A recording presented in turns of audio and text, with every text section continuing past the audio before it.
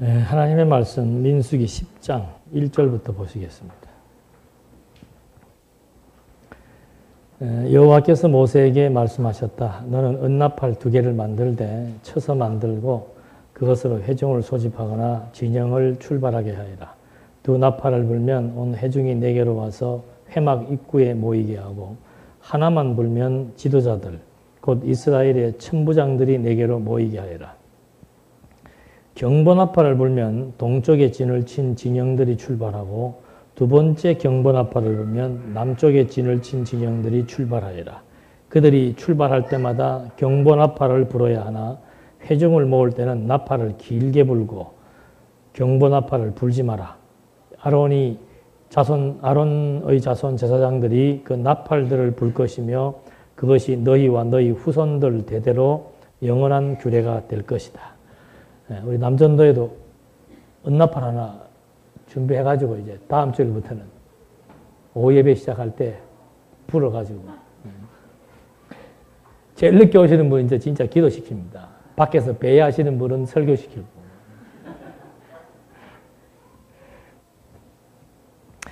민수기서가 이제 크게 세 단락으로 구분이 되는데 처음이 준비하는 겁니다. 그러니까 참 이 논리가 참 하나님의 하시는 그 섭리의 방법들을 우리에게 소개해 주는 것과 아주 연관이 되는데 광야 생활을 하게 하기 위해서 하나님이 다 준비시켜 놓는 내용이 1장에서 9장이에요. 준비시켜 놓고 난 다음에 하실 일이 뭔가 세대를 교체하는 겁니다.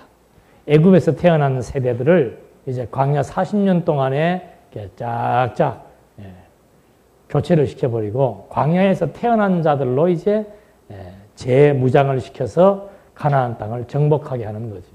그래서 이 교체가 이제 3차 시련을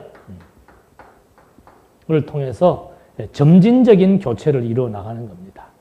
광야 생활이라고 하는 것이 그러니까 다른 말로 하면은 시련을 이제 받는, 훈련을 받는 그런 장소가 되는 거죠. 그러니까 훈련 받기 위해서 하나님이 지금 다 대열 정비해 놓고 하나님의 백성으로 거룩한 백성 다 만들어 놓고 그 다음에 이제 가서 훈련을 시키고 훈련을 어느 정도 마치고 나면은 그 다음에 이제 이론적인 교육이 들어가는 거죠.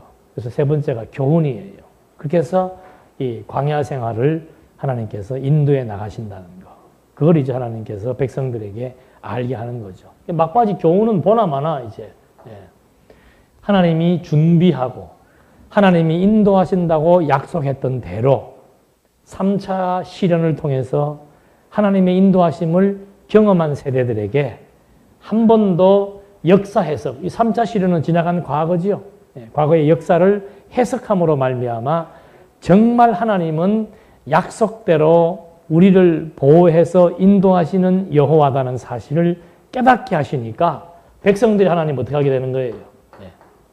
섬기게 되는 거죠. 섬겨야 한다가 아니고 섬기게 되는 거예요.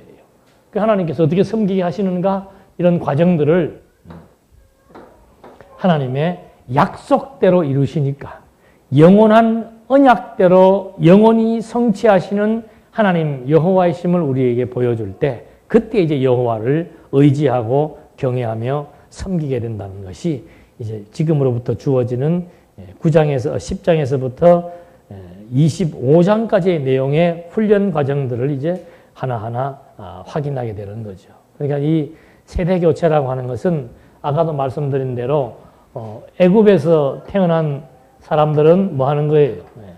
광야에서 다 죽고 그 다음에 광야에서 태어난 사람들은 어떻게 해요? 살려서 가나안 땅을 가게 만드는 거죠. 이것은 그 말입니다. 이것은 여러분 광야에서 말 안 들으면 어떻게 됩니까?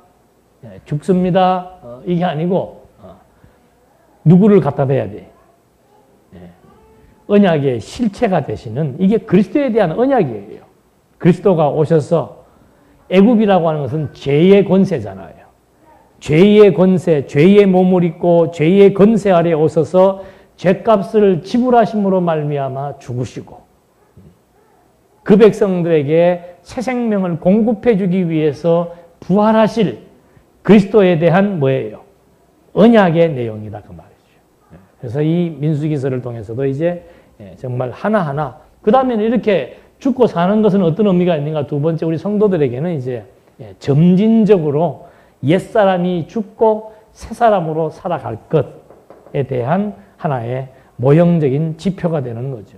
그러니까 우리가 변화된다라고 하는 것이 이게 금방 변화되는 게 아니에요. 변화는 뭘 통해서?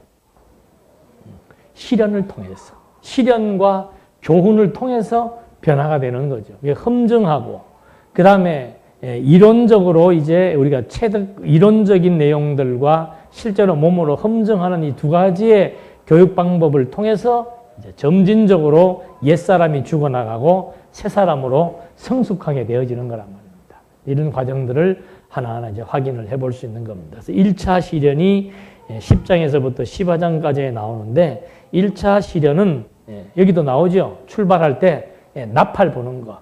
이 나팔이 이스라엘 백성들에게는 이제 영원한 규례가 되는, 영원하다는 말은 막 무궁하다는 것이 아니고 오랜 기간 동안, 다시 말해서 언제까지, 그리스도가 오실 때까지는 유대인들에게 이 나팔을 통해서 행진하고 나팔을 통해서 모이고 나팔이 기호가 돼가지고 백성들의 모든 생활 양식을 지배해 나가도록 그렇게 섭리해 나가시는 것이죠. 그래서 이 나팔은 굉장히 중요한 의의가 있습니다.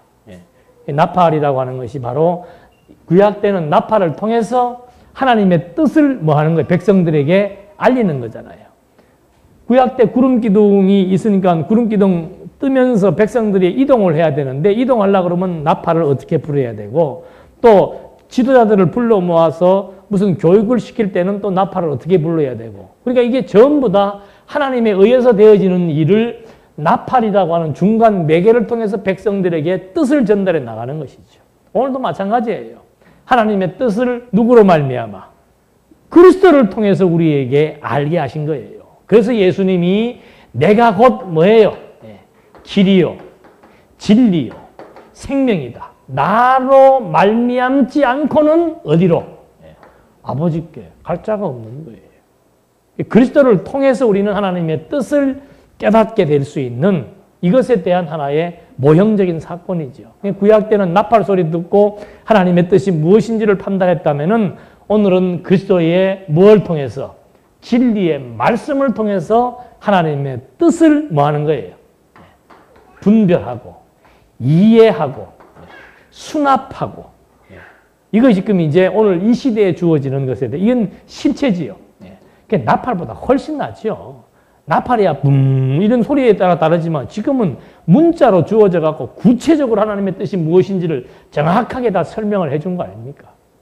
그래서 이 성경을 통해서 우리가 알아야 될 것, 그냥 단순한 예수는 우리를 죄 용서함 받게 해서 구원 이런 차원이 아니고 진짜 오늘 히브리서 기에서도 중요한 말이 나왔어요.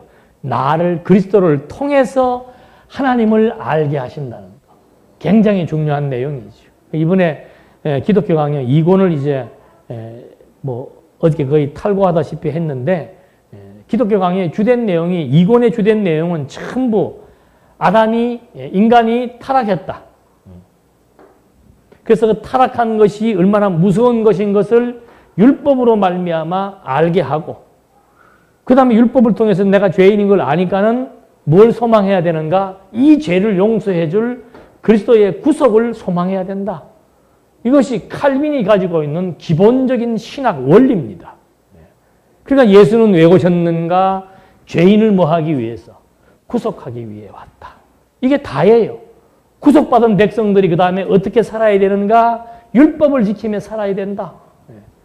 그게 지금 칼빈의 신학 이론의 주류고 모든 한국 신학의 전통 신학의 뼈대가 전부 이거예요.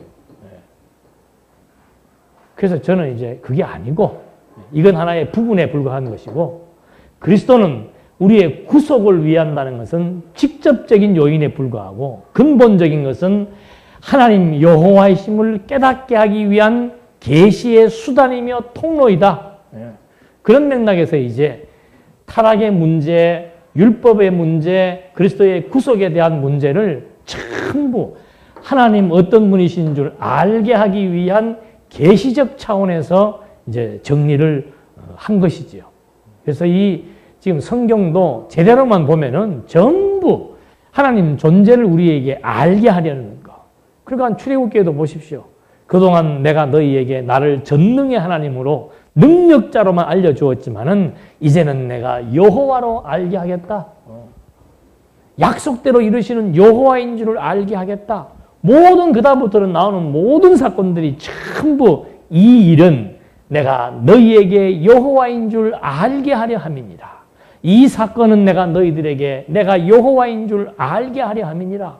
그걸 이제 구약시대 때 요 시점에서는 나팔 소리로 말미암아 하나님 여호와이심을 알고 잊어버리지 않고 기억해서 경외하게 하기 위한 하나의 모형적인 방식으로 여호와 알게 하기 위한 계시의 수단인 것이고, 오늘날은 이제 완전히 성취된 그리스도의 말씀을 통해서 하나님이 여호와이신 줄 알고 깨달아 경외케 하기 위한 것. 똑같은 이치예요. 똑같은 이치. 지금이 훨씬 선명하고 지금이 훨씬 구체화되어 있는 거죠. 그러니까 성경은 보면은 결론은 그러므로 하나님은 뭐예요? 여호와이십니다. 그게 성경 해석의 결론이에요. 어떤 사건과 어떤 교훈의 내용도 그러므로 하나님은 여호와이시다. 그 그러므로의 중심은 누구인가? 예수가 그리스도이심으로 하나님은 여호와이십니다. 라고 이제 우리가 딱 명제적으로 해답을 얻을 수 있는 거죠. 이렇게 해서 이제 이 1차 시련을 하는데, 1차 시련은 제일 먼저 이제 시내 광야에서 1년 동안 애굽에서 해방된 지 1년을 광야에서 머물러 있다가 이제 1년 동안 1년 준비시킨 거예요. 1년 동안 준비 작업 다 시켜놓고 마음가짐 다 갖게 하고 내가 구름과 불기둥과 나팔 소리를 통해서 1000부장, 100부장, 뭐 50부장을 세워서 어떻게 대열을 정비한 다음에 어느 지파는 어디에 서고 어느 지파는 어디에 서서 어느 지파는 무슨 일을 할 것이며 다 1년 동안 교육을 한 거예요. 그렇게 한 다음에 이제 출발하는 거죠. 출발을 하는데 제일 처음에 발생하는 일이 뭔가 하면 출발하고 제일 먼저 발생하는 일이 뭐겠어요? 우리 오전에도 했잖아요. 뭐 때문에 마음의 평안을 빼기지 마라 그랬어요. 먹는 것 때문에. 음식. 이거는 뭐 지금 우리의 뭐 식욕, 식탐 이런 걸 얘기하는 게 아니에요. 물론 뭐 식탐이나 이것도 다 욕구에 속하지만은 음식이라고 하는 것은 생존의 기본 양식이지요. 그러니까 먹고 살기 위한 거. 그것 때문에 이제 첫 원망이 발생하기 시작을 하는 겁니다. 출발하자마자 야 이거 뭐 우리 뭐 고기 맛도 못 보고 하면서 이제 원망하기 시작을 하고, 두 번째가 모세에 대한 반역입니다. 반역. 이건 무슨 의미가? 여기는 음식에 대한 원망. 여기는 모세에 대한 반역. 모세가 이거 제대로 이거 덕스럽지 못하다 이 말입니다. 여자를 하나만 되면 되는데 또 막 다른 여자들 데리고 살고 그러니까 이제 백성들이 막 모세를 원망하고, 또 우리가 애굽에서 잘 살고 있었는데 모세 네가 뭔데 우리를 갖다가 선동해가지고는 이 광야에 나오게 해서 먹는 문제도 제대로 해결도 못 해주면서 우리를 힘들게 하느냐 하면서 모세를 원망하기 시작하는 거예요. 이 부분도 해석 잘해야 돼요. 이제 모세를 이거 오늘날에 목회자로 둔갑을 시켜가지고 지도자를 반역하면은 이스라엘 백성들이 광야에서 이제 혼쭐이 납니다. 그렇게 이제 하니까 사람들이 목사한테 무슨 말을 하고 싶어도 두려워서 못하게 되는 그런 경향들이 있고, 또 어떤 좀 모질하는 목사들은 자기가 진짜 그런 줄로 알고 교인들이 말 안 들으면 문자로 협박하기도 하고 전화로 협박하기도 하고 그런 일들을 하는 거. 이거 어리석은 거죠. 아까 여기 시련이라고 하는 것, 세대 교체에 대한 의미 전부 그리스도에게 해당되는 것처럼 이것도 마찬가지예요. 나팔을 통해서 하나님의 뜻을 알게 된 것처럼 하나님이 모세를 통해서 이 백성들을 뭐 한 거예요? 인도한 거예요. 그것은 곧 예수가 뭐예요? 길이라고 하는 것에 대한 하나의 모형적인 사건이에요. 모형적인 사건. 그러니까 히브리서 말한 대로 인도자는 그냥 이것이 축복권, 저주권이 아니에요. 가치의 농도예요. 가치 농도.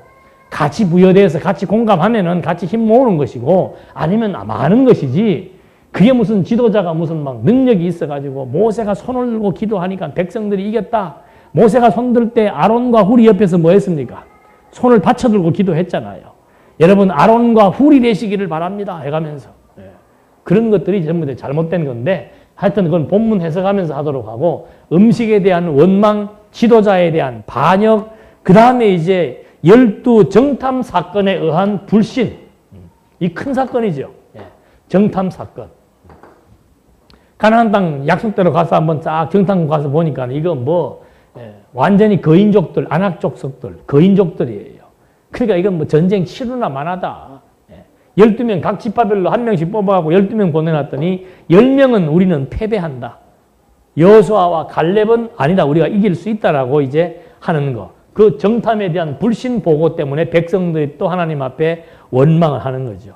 그래서 이제 여기에서 1차 시련에서는 이 결과가 이러한 결과가 뭔가 패배로 주어지는 겁니다. 패배하면서 이제 어려움을 겪게 되지요. 그 다음에 하나님께서 뭐 해주는 거예요? 용서. 그러니까 원망했기 때문에 패배합니다가 아니고 거꾸로 말하면은 하나님이 용서해 주시는 여호와라는 사실을 알게 하시려고 요 시련의 과정이 주어진 거예요. 그래서 시련이라고 하는 것은 의미 있는 겁니다. 어떤 어려움을 겪는다는 것은 야 진짜 하나님이 인도하시는구나. 평소에는 잘 몰라요. 그러나 어려운 일들을 겪고 나게 되면은 와 정말 하나님께서 인도하셨구나.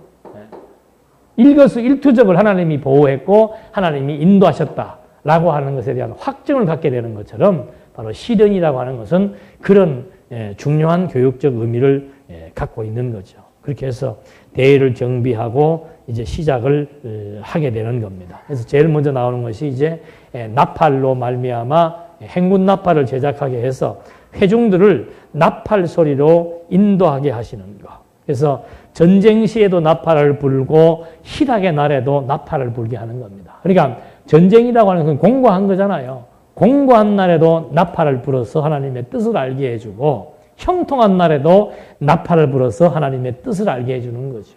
그러니까 공고한 것도 누가? 하나님 여호와께서. 왜?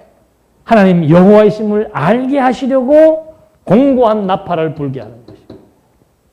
형통한 것은 하나님 여호와의 심을 깨닫고 하나님 여호와의 심의 능력에 의해서 되어졌다는 사실을 알고 여호와께 찬양하게 하기 위한 것이고 그래서 우리의 삶은 공고하든 형통하든 우리의 삶의 의미는 하나님 여호와의 심을 알고 그분을 경외케 하는데 우리 삶의 의미가 있는 것이지 성공과 실패가 내 삶의 의미가 아니란 말입니다. 그러니까 성공과 실패에다가 삶의 의미를 두는 사람은 성공하면 좋고 실패하면 나쁘게 되는 거예요.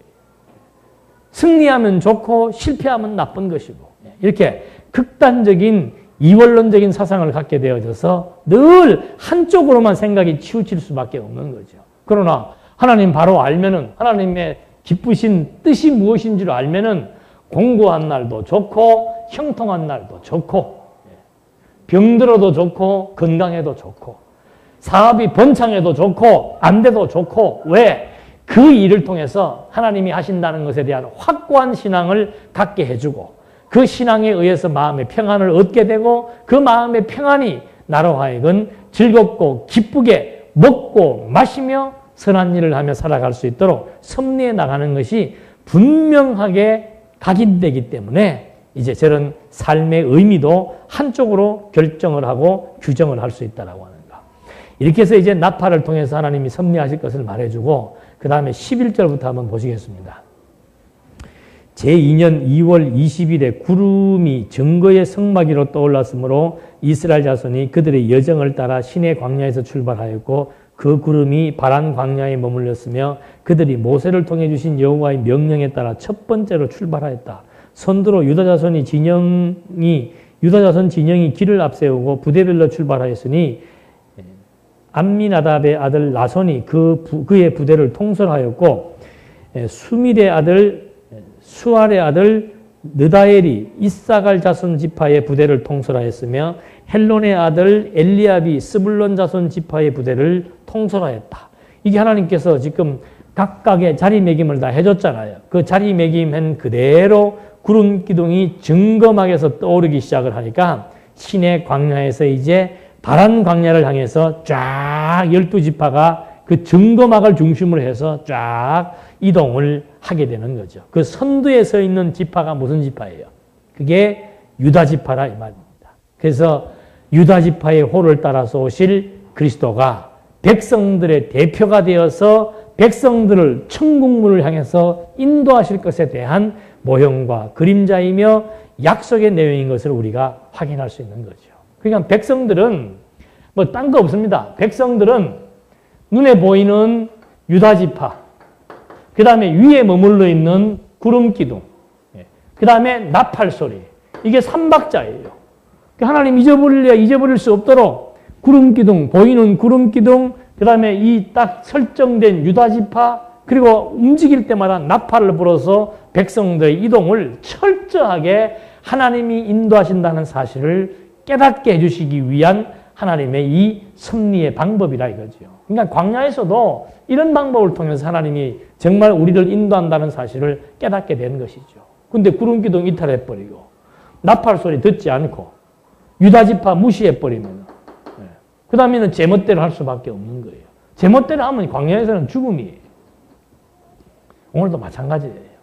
하나님의 말씀을 통해서 하나님이 인도하시고 하나님이 베푸시고 하나님의 뜻대로 하나님이 정해놓으신 대로 되어진 일이다, 사람이다, 상황이다. 그것이 깨달아지지 않으면은 그 다음에는 낙심하거나 원망하거나 불안해하거나 원통해하거나 할 수밖에 없는 거죠.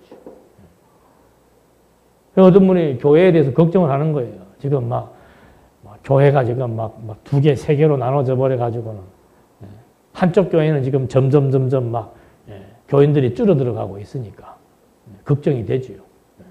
어떻게 했으면 좋겠습니까? 그러더라고. 어떻게 했으면 좋겠어요? 네? 어떻게 했으면 좋겠어요? 전도를 해야 될 거 아니에요. 대답은 쉬워요. 교인들 줄어들면은 줄어드는 대로 교회도 줄이면 되지 뭐. 안 그래? 아니 여기도 마찬가지예요. 지금 우리가 뭐 교인이 뭐 절반을 해서 이거 다 못 쓰겠다 그러면 뭐 팔든지 뭐 줄이든지 해버리는 거. 그러니까 건물은 덜렁하니 있으니까 건물 유지하기도 힘들다 이거예요. 그러니까 무슨 생각을 가지고 있는가 하면은 자꾸 과거에 대한 향수만 가지고 있는 거예요. 전에는 여기가 꽉 찼었는데 그 못된 인간 하나 들어와가지고 교회를 풍기박살을 내가지고 교인이 지금 이렇게 완전히 3분의 1로 줄어가지고 이 교회 이거 어떻게 하면 좋을까? 마음이 편안치가 않지요. 마음 편해지는 거 간단한 거예요. 줄어들게 한 거 하나님이 줄어들게 했으니까 줄어든 사람들끼리 뭐 하며 살면 돼요? 말씀 듣고 즐거워하며 살면 되지 뭐. 왜 자꾸 이렇게 외형적인 형태나 외형적인 형식이나 나타난 제도에 자꾸 연연하냐 이 말이에요. 아니 무슨 교회가 무슨 딱 규모 갖추어져 갖고 딱 이렇게 되면은 교회고 뭐 5명, 10명이 있으면 교회 아니에요? 중요한 것은 100명, 200명이 모이고 1000명, 2000명이 모여가지고 조직을 딱 갖추어져서 그것이 교회가 아니고 5명이 모였던 10명이 모였던 하나님의 말씀의 인도하심을 받고 모인 성도님들의 심령에 평안이 유지되는 그것이 참된 교회예요. 왜 그걸 잊어버리냐 이 말이지요. 지나간 과거 자꾸 생각하면 뭐예요? 예? 그때는 예배당이 꽉 찼었는데 바글바글 했었는데 어쩌란 말이에요. 그래서 오늘 주어진 현실하는 게 그 얘기예요. 오늘 주어진 현실 이게 하나님이 주신 현실이다. 여기에서 내가 뭘 찾자? 마음의 평안을 찾자. 그러려면 구약 때처럼 나팔 소리를 들어야 되고 구름 기둥의 인도하심을 따라가야 되고 유다 지파가 맨 앞에 서서 유다 지파가 리더하는 대로 가면은 안전해지는 것이고 그렇지 않고 자기 나름대로 계획을 세워서 이탈하게 되면은 그때부터는 마음이 어두워질 수밖에 없는 거예요. 교회든 가정이든 직장이든 사업이든 모든 면에서 다 마찬가지입니다. 그래서 범사 하나님을 인정하고 산다.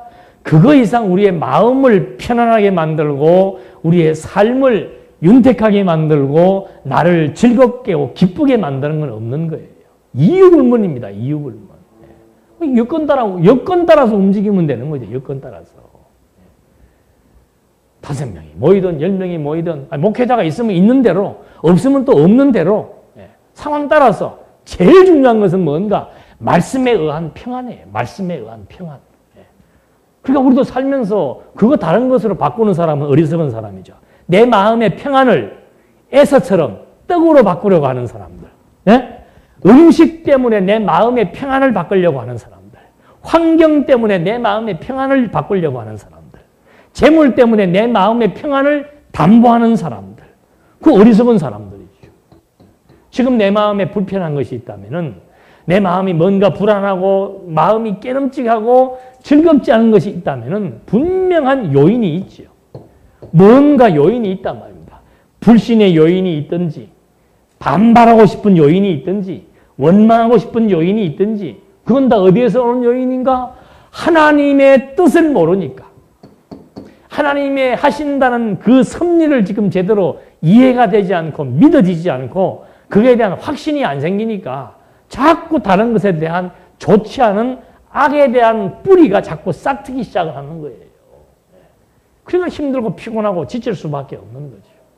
그래서 지금 이 민수기서의 내용들을 통해서도 하나하나 하나님이 1년 동안 준비시켜 놓은 그 준비하신 방법과 내용대로 하나님이 하나하나 이제 인도하신다는 사실을 확인시켜 주고 있는 겁니다.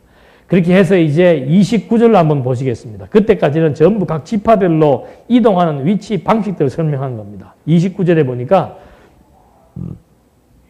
28절부터 보시겠습니다. 28절이 이스라엘 자손이 이와 같은 순서에 따라 그 부대별로 출발하였다. 출발 순서가 있는 거죠. 정해진 순서에 따라서 질서정연하게 각각의 맡은 임무와 지정된 위치에 따라서 움직여 나간다는 겁니다. 그 다음에 이제 모세가 그의 장인 미디안 사람 르우엘의 아들 호밥에게 말하기를 여호와께서 우리에게 주시겠다고 말씀하신 그 땅으로 우리가 진행하니 우리와 동행해 주십시오. 그리하면 우리가 선대하겠습니다. 이는 여호와께서 이스라엘에게 복을 주시겠다고 말씀하셨기 때문입니다 하였는데 호밥이 그에게 말하기를 나는 가지 않고 내 땅, 내 친척에게 가겠네라고 함으로 모세가 말하였다. 부디 저희를 떠나지 마십시오. 당신은 광야에서 우리가 어디에다 진을 쳐야 할지 아시니 우리 눈이 될 것입니다. 당신이 우리와 동행하신다면 여호와께서 우리에게 복을 내리시는 대로 우리도 당신을 선대할 것입니다. 이 말이 맞습니까? 틀립니까? 지금 저기 뭐예요? 저 히말라야 산 가면은 그 옆에 하는 사람 뭐라 그러지? 셀파? 네. 지금 이 미디안 광야는 미지의 땅입니다. 진짜 말 그대로 광야예요. 동서남북 분간을 할 수가 없을 정도로 막 이 시야에 들어오는 곳이 없이 그냥 광활한 평지밖에 없습니다. 그러려면 호밥은 미디안 광야 사람이니까 호밥은 그 길을 아는 거예요. 그러니까 모세가 얼른 자기 장인이 어디 사람이에요? 미디안 사람이니까 장인을 통해서 호밥을 소개받았겠죠. 그래서 호밥에다가 부탁을 하는 겁니다. 당신이 여기 지리를 잘 알고 어디에다가 진을 쳐서 우리가 묵어야 지금 사람이 10,000,000명이 넘잖아요. 어디에다가 진을 쳐서 묵어야 우리가 다 먹을 수 있고 물을 마실 수 있고 할 것이니까 당신이 좀 우리에게 좀 가이드 노릇을 해달라. 그러면 하나님께서 우리에게 복 주시기로 약속을 했으니까 그건 믿어지나 봐요. 하나님이 복 주신다는 건 믿어지나 봐. 뭔 안 믿어지고. 잘하시네. 하나님이 인도하신다는 건 안 믿어지고 뭐 준다는 거는 복 준다는 건 믿어지는 거예요. 그러니까 복은 하나님이 주실 것이고 인도는 누가 해야 돼요? 약속은 하나님이 했고 그 약속을 하는 건 누가 해야 돼요? 또 이루는 건 누가 해야 돼요? 우리가 해야 되는 거지. 그래서 우리가 열심히 해가지고 막 뭐를 이루어야 된다. 그런 발상들이 딱 모세도 그 발상을 가지고 있는 거예요. 이 지도자 자격이 있습니까? 없습니까? 그 나중에 백성들한테 원망 듣는 것입니다. 아이, 처음부터 1년 동안 하나님이 뭐 했다 그랬어요? 무슨 교육? 여호와의 명을 따라 뭐하고? 진행하라. 여호와의 명을 따라 진을 치고 여호와의 명을 따라 뭐하라? 행진하라. 이게 1년 동안 한 교육이에요. 그래서 딱딱 서야 될 위치 다 가르쳐주고 구름기둥, 불기둥까지 다 세워주어서 이 구름과 불기둥이 하나님이 움직이는 도구라 말입니다. 그 걱정할 게 뭐 있어요? 호밥 아니라 무슨 뭐 짬밥이라도 없어도 상관없는 거지. 그냥 불기도 움직이는 대로만 가면 되는데, 나팔 부르라 그러면 나팔을 불면 되는데, 모세가 순간적으로 지금 벌써 누구를 의지하는 거예요? 사람을 의지하는 거죠. 이게 우리의 생활의 지혜입니다. 생활의 지혜. 앞이 안 보인다고 해서, 지금 이게 앞이 안 보이는 광야, 앞이 안 보이는 광야. 낙심하거나 절망하거나 절대 사람 찾지 마라 말입니다. 예? 사람 찾지 마라 말이에요. 사람한테 구걸하지 말고, 사람 의지하지 말고, 사람한테 매달려가지고 살려달라 할 것도 없고, 지금 이 환경, 이 광야라고 하는 이 환경을 누가, 하나님이 지금 만들어 놓고, 하나님이 일로 지금 자기 백성을 집어넣어서, 여기서 받아야 될 교육 방법과 교육 내용과 교육 기간이 정해져 있는 거예요. 이거 절대 다른 사람이 못 바꿉니다. 절대 바뀌지 않습니다. 호밥 아니라 누가 여기에 개입을 해도 여기 만약에 호밥이 개입하면 즉사해요. 즉사한다니까. 그래서 우리는 당당할 수 있는 것이 뭔가? 하나님의 뜻을 따라 하나님이 정해놓은 여건이니까 누가 해나가신다? 하나님이 어떻게? 때를 따라. 그 때만 우리가 조금 신령한 분들은 좀 볼 수도 있을 것이고, 때만 조금 기다리면 되는 거예요. 때만 조금 기다리면. 어른이 알아서 다 기가 막힐 피할 길로 하나님께서, 때로는 웅덩이로, 또 때로는 피할 길로 하나님께서 다 이끌어 나가시잖아요. 죽음의 고비를 만나도, 마적대를 만나도, 어려운 환경을 만나도 하나님이 때를 따라. 이 사람들이 알았겠어요? 바윗돌에서 물러갈 거 생각을 했겠습니까? 하늘에서 만나 내리는 거 생각을 했겠습니까? 상상을 못할 일이지요. 하나님이 우리도 마찬가지예요. 지금 여기 살면서 어떤 문제에 얽혔다? 그거 해결하시는 거는 우리는 상상도 못하는 일을 통해서 하나님께서는 즉각적으로 그냥 한순간에 해결해 버리는 거예요. 그래서 하나님 의지하고 사는 거라니까. 그래서. 왜 복 주실 거는 알면서 주실 것도 아니에요. 우리는 이미 복 다 받았어요. 근데 여기 사는 거는 내가 하려고 그러네 말입니다. 내가 하려고 하는 그 순간부터 힘이 드는 거예요. 그래서 힘이 드는 거예요. 온 몸의 근육이 막 긴장되는 것이고, 정신신경이 그냥 막 곤두서는 것이고. 그래서 하나님 어떤 분이신 줄 알면은 그냥 주어진 여건 속에서 열심이라는 거 잊어버리면 안 돼. 열심이라는 거. 예? 주어진 여건 속에서 숨 붙어 있는 그날까지 우리는 일하며 사는 거예요. 교회도 일하며 사는 거고, 사회도 일하며 사는 거고. 그러잖아요. 로마서에도 섬기는 자는 뭐로? 섬기는 일로. 가르치는 자는 가르치는 일로. 전부 일하는 거. 그게 하나님께서 아담 만들어 놓고는 평생을 일하도록 만들어 놓았잖아요. 일하며 사는 것이 행복한 거예요. 땀 흘리며 사는 것이. 각자에게 주어진 일, 최선을 다해서, 눈가림하는 것이 아니고 최선을 다해서 하나님 앞에서 열심히 하나님이 베풀어 주신 여건 속에서 하나님의 뜻을 알고 이해가 되고 수납이 되면은 새로운 힘이 솟구치게 되어 있는 거란 말입니다. 그래서 지금 이 호밥의 어리석음을 제일 먼저 보여주는 거죠. 의지하지 마라. 하나님이 하시니까 사람 의지하지 말고, 환경 의지하지 말고 반드시 하나님이 인도하신다는 사실에 대한 확신을 갖게 하기 위해서 먼저 모세로 하여금 심리적인 위축과 염려를 하게 한 다음에 결국은 하나님이 인도하심을 알게 하시기 위한 그런 과정을 모세로 하여금 겪게 하신 거죠. 며칠까지 했습니까? 33절. 그들이 여호와의 산에서부터 사흘 길을 진행할 때 여호와의 언약궤가 3일 길 동안 그들 앞에서 진행하면서 그들을 위하여 쉴 곳을 찾았고, 그들이 진으로부터 진행할 때 낮에는 여호와의 구름이 그들 위에 있었다. 그러니까 모세는 호밥에게 쉴 곳을 부탁했지만 하나님은 뭘 통해서? 구름 기둥을 통해서 하나님께서 쉴 곳을 하나님이 찾으신다 이 말입니다. 괴가 출발할 때는 모세가 말하기를 여호와여 일어나시어 주의 대적들을 흩으시고 주를 미워하는 자들이 주 앞에서 도망하게 해 주십시오 하였고 그것이 쉴 때는 그가 말하기를 여호와시여 이스라엘 1000만인에게 돌아와 주십시오라고 하였다. 멀쩡하게 이런 기도하면서 왜 호밥에게 부탁을 하는 거예요? 예? 하나님이 알아서 이거 안 해도 돼요. 대적을 물리쳐 주십시오. 안 해도 하나님이 알아서 필요할 때 대적 붙이셨다가 필요 없으면 대적도 하나님이 물리쳐 주시고 때를 따라 앉아야 될 것, 서야 될 것, 가야 될 것, 쉬어야 될 것 다 하나님의 뜻을 따라 하나님이 인도하신다는 사실이 너무도 분명하게 확인되는 거죠. 그러면서 11장 말씀에 이제 이런 배경 속에서도 불구하고 한 3일을 지나오면서 이렇게 지금 하나님이 하신다는 걸 보여주었음에도 불구하고 백성들의 원망이 나옵니다. 11장 1절에 여호와께서 들으시기에 악한 말로 백성이 원망하니 여호와께서 들으시고 진노하시어 여호와의 불이 그들에게 붙어 진영의 끝을 살랐고 백성이 모세에게 울부짖음으로 모세가 여호와께 기도하니 그 불이 꺼졌다. 그래서 그것의 이름을 디베라라 불렀으니 이는 여호와의 불이 그들을 태웠기 때문이다.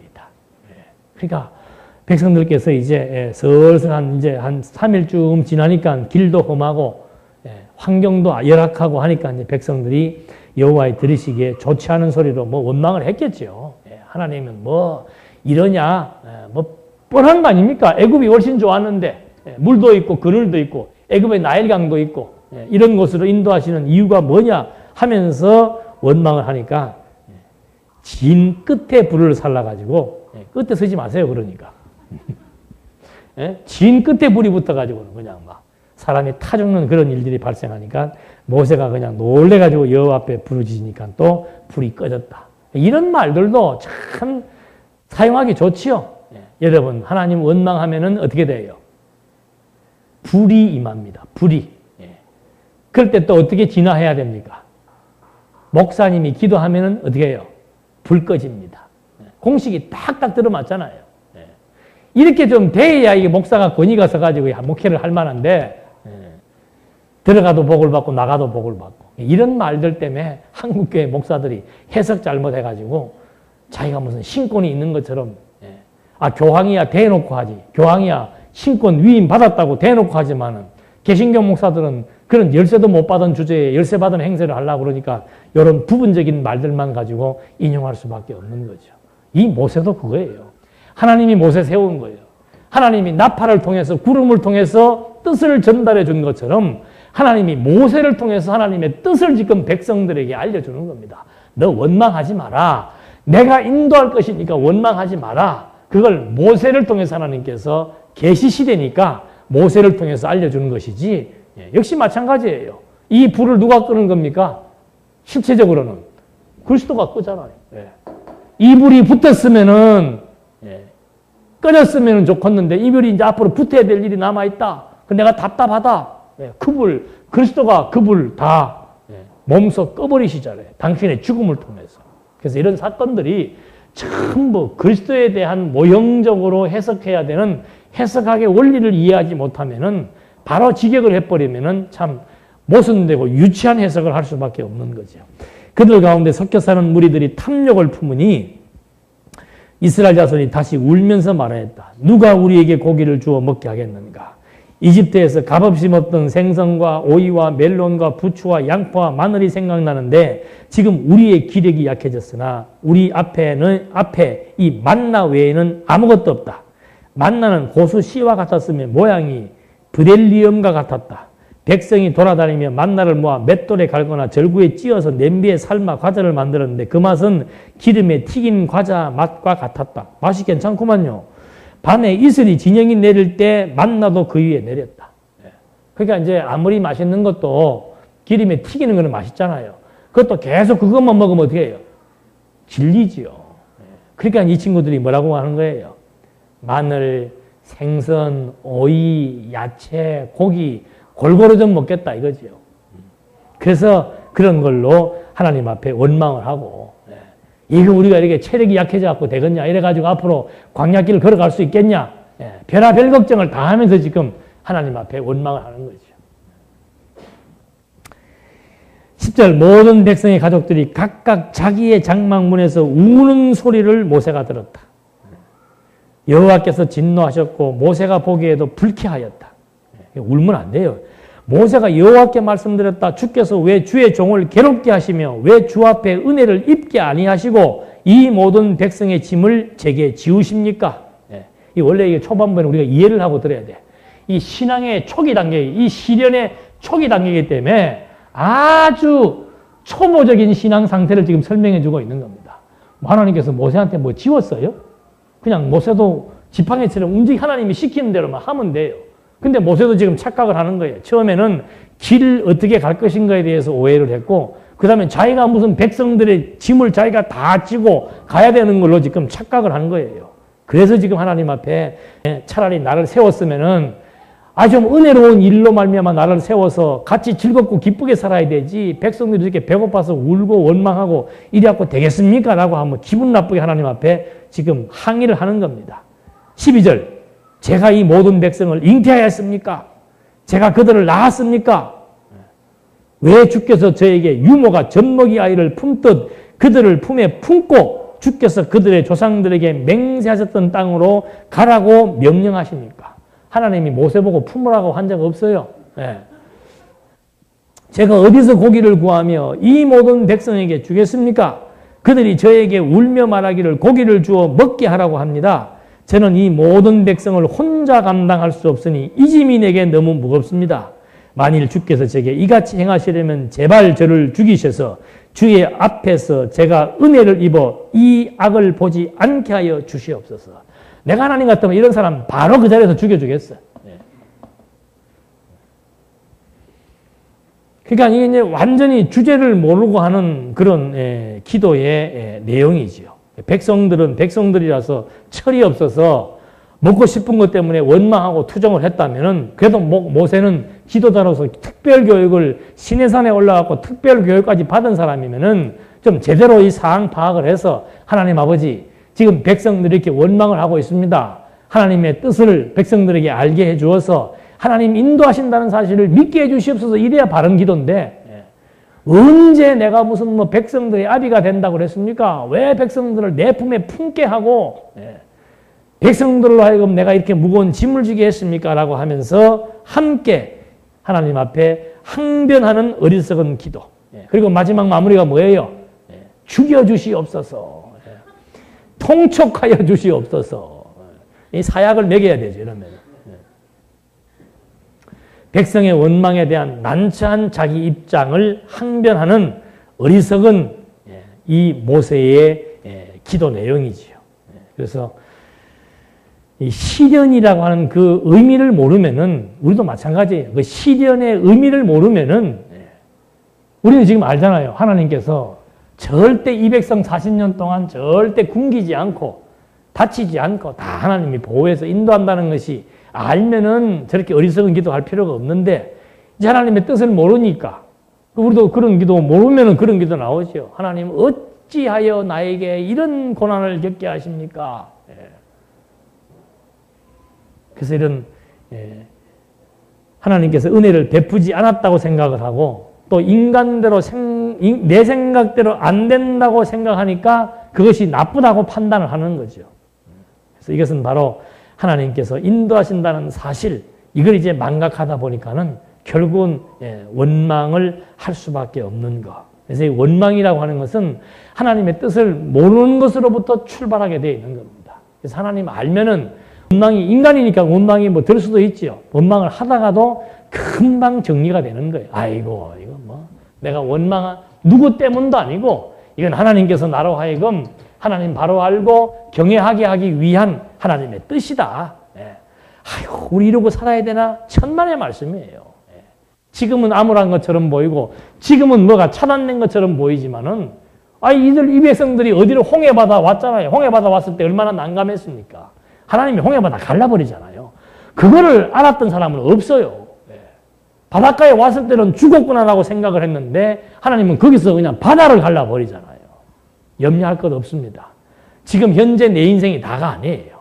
하나님이 어떤 방향으로 누구를 만나서 어떻게 인도할지를 우리는 모릅니다. 중요한 것은 더 좋게 하신다는 것, 더 하나님에 대한 확신과 하나님 의지하는 농도가 깊어지게 해서 마음의 평안을 더 확실하게 갖도록 해주어서 우리의 행복지수는 날로 높아지고 정말 선한 생각, 선한 일을 위해서 선한 싸움을 싸우며 살아갈 수 있도록 하나님이 인도하신다는 것이 분명하게 더 확고해지기 위해서 섭리하신다는 것. 이것만큼은 잊어버리지 않으시면 됩니다. 기도하시겠습니다. 이스라엘 백성들 광야에 첫 발을 내디디면서 동서남북을 분간할 수 없고 막막한 망망대해와 같은 광야에서 정말 하나님의 인도하심이 무엇인 것을 체험하기까지 때로는 원망하고 때로는 불신하고 또 때로는 인간적인 생각에 의해서 잘못된 판단을 하기도 했사오나 하나님의 하시는 일과 하나님의 섭리의 목적과 하나님의 능력이 무엇인지를 깨닫게 되었을 때 결국 그들은 하나님의 영광을 찬송할 수밖에 없었다는 사실 또 한 번 깨닫게 해주시사 우리의 삶도 녹록지 않습니다. 여러 가지 많은 어려움들, 생각지도 않은 일들이 발생되어지기도 하고 때로는 좌절할 수밖에 없는 여건이 주어지기도 하지만 이런 환경, 하나님이 주신 환경이고 이 환경, 하나님 이 환경 속에서 인도하신다는 사실이 깨달아 믿어지게 해서 우리 모두가 마음의 평안과 안정감을 얻고 정말 다리에 힘을 얻어서 뛰어나갈 수 있는 은혜의 장중으로 인도해 주시옵소서. 예수님의 이름으로 기도드립니다. 아멘.